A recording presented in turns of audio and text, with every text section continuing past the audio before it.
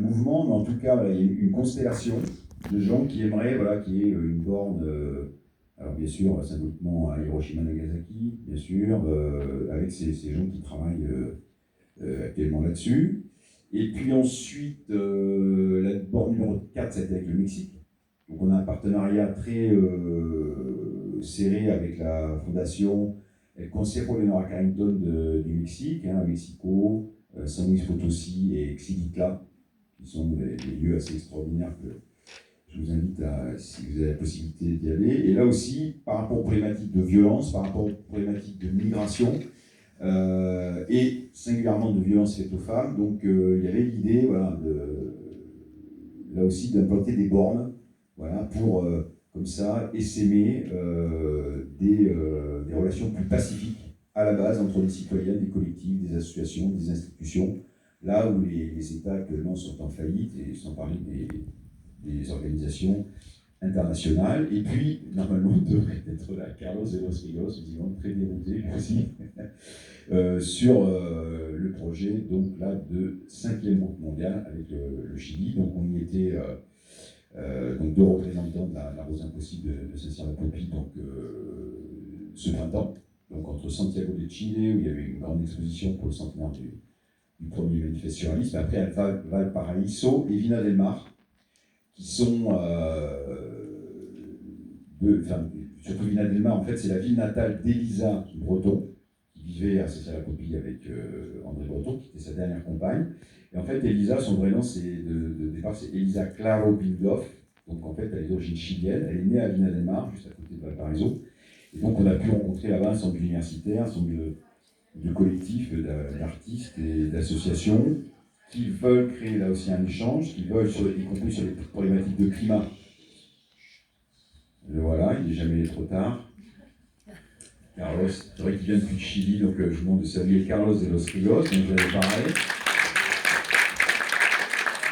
Psychiatre, artiste, auteur, surréaliste, et j'étais en train de parler de ce projet magnifique avec le Chili, où son fils Pablo, qui lui ne pouvait pas venir, qui est architecte, très jeune, qui a la vingtaine, a élaboré, dans le cadre de cette exposition internationale du surréalisme à Santiago de Chile, une maquette d'une nouvelle borne des citoyens du monde, donc qui reprend un petit peu, au moins l'esthétique des différents noms de villes adhérentes, avec une nouvelle forme de borne, de manière plus contemporaine, dans laquelle s'inscrit le portrait d'Elisa Breton.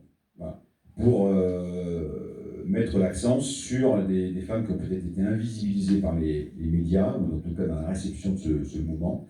Et tout ça pour vous annoncer que cette borne, normalement, devrait être installée des 2 côtés, donc au Chili et donc à Saint-Cyr-la-Popie, l'année prochaine, pour les 10 ans de l'acquisition de la maison Breton, donc à l'automne de 2026, où on a fait la proposition que la maison soit rebaptisée Maison André et Elisa Breton, parce que c'était une grande artiste, grande pianiste, collagiste, etc. Et que le fameux mur André Breton, que vous connaissez certains peut-être à Beaubourg, tout ce qui reste de son appartement du 42 rue Fontaine, dont les seuls désormais à avoir un lieu lié à cette histoire à Saint-Cyr, en fait, vous remarquez que tout le mur, il y a un très bel article aussi qui a été fait d'ailleurs par Frédéric Argit dans la revue là-dedans, est organisé autour de la photo d'Elisa, et qu'aujourd'hui les chercheurs savent que la majorité des objets qui ont été chinés ou collectionnés autour de cette photo, dans l'atelier d'André Breton, ont été choisis par Elisa. Voilà. Donc ce n'est que justice